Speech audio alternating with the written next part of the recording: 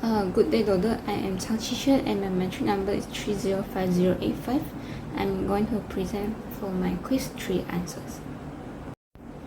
So for 2A, the question is required to explain 3 reasons why the supply of RM might decrease in the forex market.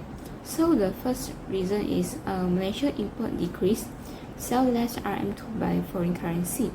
Therefore, RM will appreciate on the equivalent exchange rate.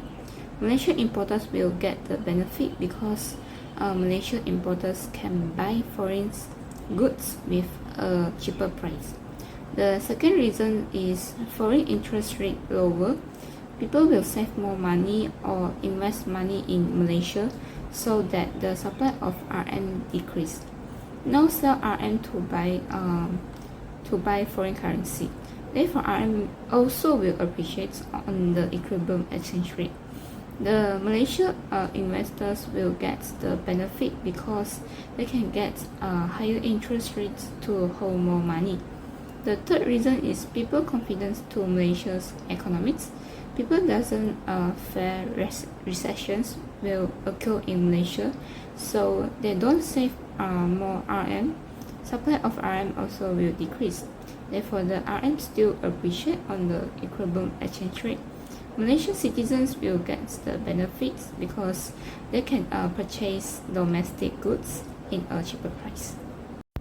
Okay, so for 2B1, the question is required to calculate the PPP implied exchange rate using the Big Mac prices. So I use the formula is implied PPP rate equals to domestic price divided by foreign price.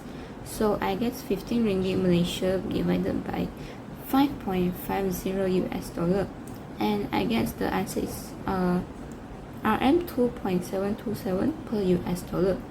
The second question is asking is the RM overvalue or undervalue. So I use the valuation formula, which is implied PPP rates minus actual rates divided by actual rates times with 100. So I use 2.727 from the previous question answers minus 4.2 divided by 4.2 times with 100. So I get negative 35.071%. Therefore, RM is undervalued by 35.071 relative to the US dollar. So for 2C1, the question is required to calculate the PPP implied rates using the absolute PPP. So the formula is S is the exchange rate equals to P is the domestic price level divided by P star is foreign price level. So equals to RM 5,500 divided by USD 1,250, and gets the answer is 4 ringgit 40 cents over US dollar. The second question is calculate the expected rate after 2 years by using the relative PPP. So the formula is S2 equals to S0 times with 1 plus domestic inflation rates power 2 divided by 1 plus foreign inflation rates power 2, and gets the answer is S2 equals to 4.40 times with 1.0506 divided by 1.0774, and gets the answer is 4 ringgit 29 cents over US dollar. The 2C3 question is required to explain the direction of RM misalignment. So I use this formula, which is expected rates minus actual rates and divided by actual rates times with 100.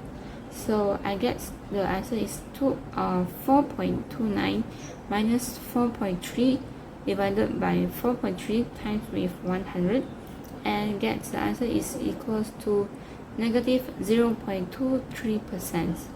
Therefore, RM is undervalued by 0.23 relative to the US dollar. Okay, now is 3A. The question is required distinguish between a long position and short position in the forward currency market. Here some elements. The first element is who typically takes the position. For long position, the importers or those who will need to buy foreign currency in the future will take the position, while short position, the exporters or those who will need to sell foreign currency in the future. The second element is forex risk being hedged. Long positions reflect an expectation that the currency will appreciate, while for short position reflects an expectation that the currency will depreciate. The third element is about the Malaysian company example. For long position, Nestle expects to buy US dollar to buy raw materials in US, while short positions, product expects to receive US dollar from US customer and forward to sell US dollar. Next is 3B1. The question is asking that is the US dollar at a forward premium or discount? So the answer is the US dollar is at a forward discount because forward rates, which is 4 ringgit 9 cents per US dollar, is lower than the spot rate, which is 4 ringgit 50 cents per US dollar. The B2 question is asking for calculate the annualized forward premium or discount. So I use the formula, which is F is forward rate minus S is spot rate divided by S spot rate and times with 12 divided by N. N is the period of months and times with 100. So I get 4.09 minus 4.15 divided by 4.15 times with 12 divided by 3 and times with 100. So I guess the answer is negative 5.78%. Therefore the US dollar is at annualized discount of 5.78%. Next is 3C1. The question is asking that should Sam Dhabi take a long or short position. So my answer is Sam Dhabi should take a short position because Sam Dhabi receive US dollar and need to sell the US dollar forward to protect against the US dollar depreciation. The second question is calculate RM revenue under the forward contract. So the answers is 1,200,000 US dollar times with 4 ringgit 9 cents and gets 4,908,000 ringgit Malaysia. The third question is asking for RM revenue without hedging, which is at actual spot. The answers is 1,200,000 US dollar times with 4 ringgit 25 cents equals to 5,100,000 ringgit Malaysia. And the fourth question is did hedging result in a gain or loss as the spot outcomes? So my answers is I'm using the 4,908,000 ringgit Malaysia minus 5,100,000 ringgit Malaysia and gets negative 192,000 ringgit Malaysia. So therefore the hedging result is loss because the RM depreciate and the US dollar appreciate from 4 ringgit 9 cent to 4 ringgit 25 cent. However, the hedge still justified. The purpose of hedging is to exposure to risk, not maximize the profit. Okay, for 6A, the question is required to explain 4 limitations of the traditional approach that motivated the monetary and portfolio approaches with some examples. So for the first limitation is ignores financial flows. The explanation is only looks at goods trade, misses capital flows and speculative move. The example is the RM moved sharply in 2024 due to US rate hikes, a purely financial event, nothing to do with palm oil exports. The second limitation is assume slow adjustments. The explanation is J-curve assumes gradual quantity adjustment but finance move instantly. The example is currency traders move billions in second based on news, not monthly trade statistic. The third limitation is doesn't explain overshooting. The explanation is fail to explain why do exchange rates sometimes move far more than trade fundamentals justify. The example is RM briefly hits 4.80 ringgit per US dollar, then recover. Financial panic and not trade shock.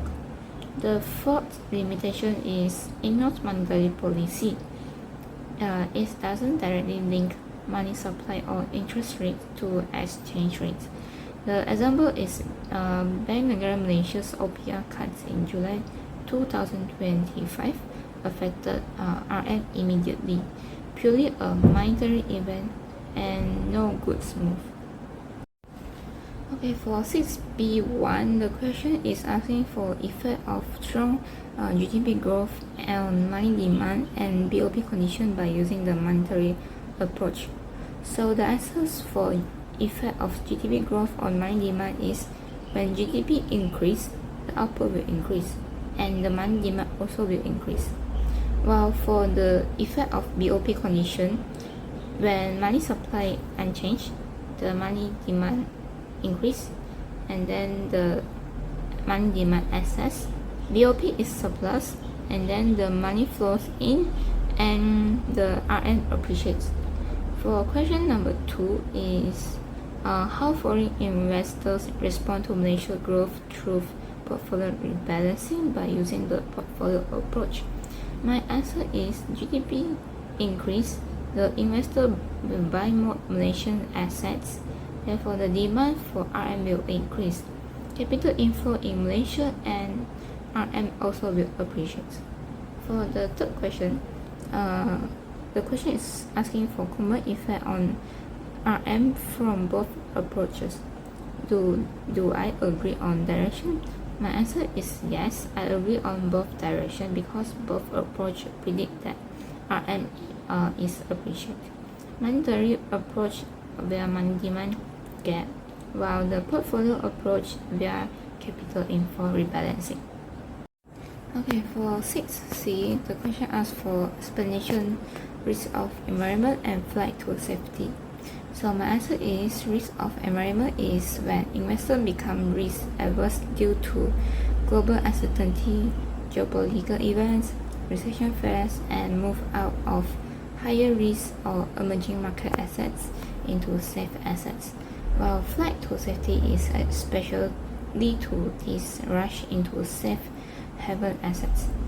For question number 1, my answer is 2024 risk of environment affect demand for Malaysian bonds and RM deposits by investors will move from risky investment, which is Malaysian bonds, to safe ones. Therefore, demand for Malaysian bonds and RM deposits decrease. The second question, my answer is investors sell Malaysian bonds and buy foreign assets causes capital outflow in Malaysia. Demand for RM decrease, therefore RM depreciates. For question number 3, my answer is Bank Negara Malaysia could increase the OPR to make RM deposits more attractive and decrease capital outflow. Portfolio approach supports this action because it's increased interest rate on RM deposits, capital inflow from foreign investors increase, RM appreciates. Both ultimately agree on the outcome because monetary approach effect money supply growth slows, money demand more than money supply, balance of payment surplus, at the end the RM also appreciates. Okay, for 8A, the question asking for the 3 types of foreign exchange risk exposure, and for each type you need to give explanation and also the examples. So for the first types is transaction exposure. It is the risk that the cost of a transaction changes due to exchange rate fluctuation between the agreement date and settlement date. The example is a Kuala Lumpur-based electronics manufacturer imports microchips from the United States with amount of $100 million payable in 3 months. If the RM depreciates, the company will require more RM to settle the amount of $100,000. Therefore, the expenses will increase. The second type is transaction exposure.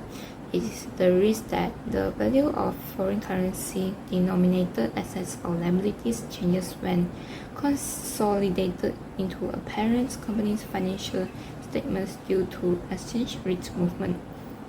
The example is Petronas has subsidiaries in Europe.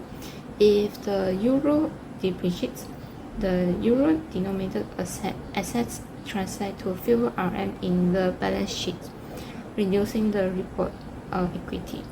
The third type is economic exposure. It is the long-term risk that exchange rate changes affect a firm's cash flows and competitive and market value. The example is Malaysia Airlines prices many of its international flight tickets in competitive global markets, but its largest operating expenditures are strictly priced in US dollar. If the RM appreciates, the tickets become more expensive globally. Demand reduces and revenue in the future also reduces. Next is 8B1. The question required to calculate the forward premium or discount on the US dollar.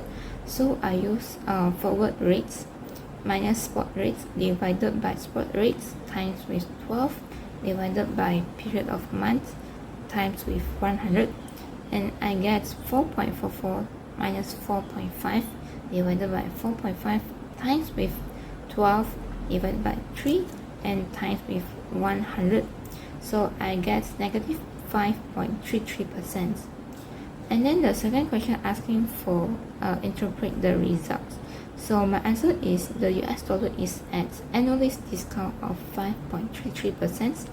This shows that the markets expect the RM to appreciate. So for 8C1, the question required to calculate the RM revenue under the forward contract. So my answer is 600,000 US dollar times with 4 ringgit 2020 cents US dollar equals to 2,532,000 ringgit Malaysia. The second question is RM revenue if the exporter had not hedged, which is sold at a actual spot rate. My answer is 600,000 US dollar times with 4 ringgit and 10 cents per US dollar equals to 2,460,000 ringgit Malaysia. Number 3 is gain or loss by hedging. So my answer is 2,532,000 minus 2,460,000 ringgit Malaysia equals to 72,000 ringgit Malaysia. Therefore, the hedging is gain 72,000 ringgit Malaysia because RM appreciates and US dollar depreciates from 4 ringgit 22 cents to 4 ringgit 10 cents. The hedge is fully justified because it protected the exporter from the market downturn and proved the outcome is profitable. For 9A, the question required to determine whether covered interest parity CIP holds or not. If not hold, explain the step-by-step how convert interest arbitrage would restore the equilibrium.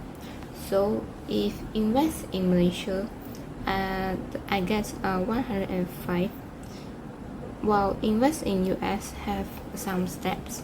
The first step is convert RM to US first, so I guess the answer is 22.222 US dollar.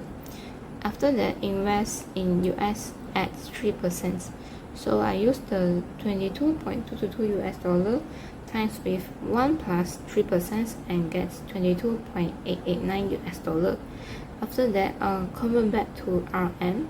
So I get 100 ringgit Malaysia and 94 cents. Therefore, CIP doesn't hold because invest in Malaysia, which is 105 ringgit Malaysia, is higher than the invest in United States, which is 194 cents.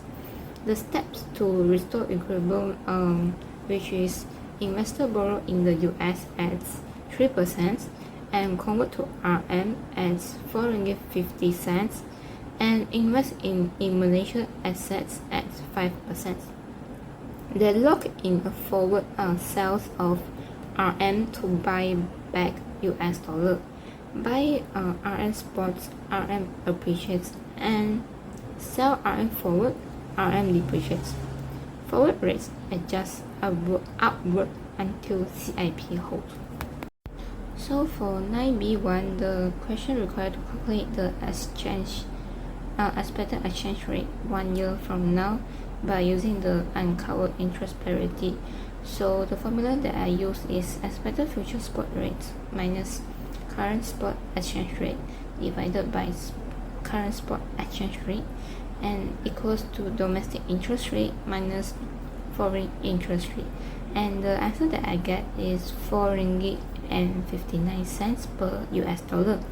The second and the third question is required to calculate the expected RM return if the investor places 100,000 ringgit Malaysia in Malaysia and also the United States.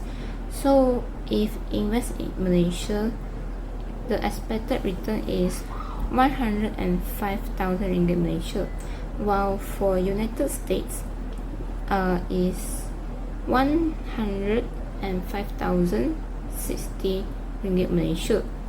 So for number 4 is compare the two returns.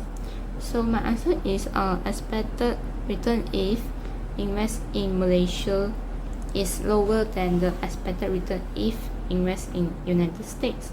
This tells us that the uncovered interest parity UIP predict RM is expected to depreciate and US dollar expected to appreciate because Malaysia's interest rate is 5% is higher than the United States interest rate, which is 3%. For question number 9C, the question required to explain what's happened to Malaysia's interest rate when foreign investors decide to increase their investment in Malaysia by using the loan-able funds market framework. So my answer is foreign investors increase investment in Malaysia leads to supply of loan-able funds increase. Supply curve shift rightwards. When supply increase, more funds available to borrow. Equilibrium interest rate decrease to attract borrowers. More foreign investors will invest in Malaysia. Demand for RM increase. Demand curve for RM will also increase, and therefore the RM will appreciate. So for question number 10A1, the question required to define the real interest rate using the Fisher equation and calculate the real interest rate for Malaysia and the UK. So the answer is the real interest rate using the Fisher equation means that the real interest rate is the nominal interest rate minus expected inflation. The real interest rate for Malaysia, I use real interest rate equals to nominal interest rate minus expected inflation rate and gets 3.5%, while for the United Kingdom is 1.5%. For question number 2, require that what does real interest parity predict about the direction of capital flows between Malaysia and the UK?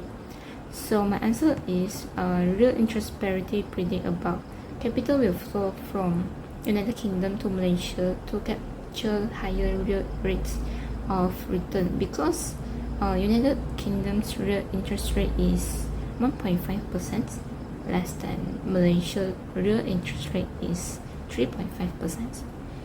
For question number 3, asking for what will eventually happen to the nominal interest rate if capital flows freely between both countries. So my answer is, if capital flow into Malaysia, supply of loanable funds increase, interest rate decrease. However, capital flows from United Kingdom, supply of loanable funds decrease, interest rate increase. Eventually, nominal interest rate will return until equalized between both countries. So for question 10b, is required to explain the J-curve effect by using the 4 phases, and each phase use a time period what happened to import volumes or prices, export volumes or revenue, and the net effect on trade balance. So for the first phase is immediate impact. It's taking 0 to 3 months. The import prices rise in RM, but import volumes unchanged, while for export revenue rise slightly in foreign currency, but the export volumes unchanged. The net trade balance worsens. The second phase is awareness phase. It takes 3 to 6 months. The import price still high, but import volume begins to decrease slightly. While export revenue are cheaper, export volumes start increase slowly. The net trade balance still worsens. The third phase is volume adjustment. It takes 6 to 18 months. The import price stay elevated. Import volume begins to fall, while export revenue are surging. Export volumes increase. And then the net trade balance is rising sharply. And then the last phase is new equilibrium. It takes more than 18 months. The import prices are high, import volumes are lower, while the export revenue and the export volumes are fully adjusted outward. And then the net trade balance is significantly improved. Therefore, when the RM depreciate in 2023 to 2024, import will decrease due to the higher price, and the export will increase due to the cheaper in the eyes for foreigners. Malaysia export such as palm oil and manufacture to foreign countries. Eventually, the export become more competitive. Malaysia's current account improve over the 2024 to 2025 is consistent with the J-curve. So for the last question, 10C, number 1, is the Marshall-Lerner condition satisfied? So I use the form equation is the export demand elasticity plus import demand elasticity equals to 1. So 0.4 plus 0.3 equals to 0.7, but 0.7 is not equal to 1, is less than 1. Therefore, the Marshall-Lerner condition is not satisfied. For question number 2, asking what percentage do export volume and import volume change. So for export volume change, use export demand elasticity times with percentage of depreciation equals to 0.4 times 10% equals to plus 4%. While for import volume change, I get negative 3%. Number 3, does the trade balance improve or worsen? My answer is the trade balance worsen because the price fell 10%, but the export volume increased 4% only. Total export revenue in RM decreased. For import, the price increased 10%, but the volume decreased 3%. Total import in RM increased. Therefore, the export revenue decreased and import bill increased. Trade balance worsened. So that's all from me. Thank you.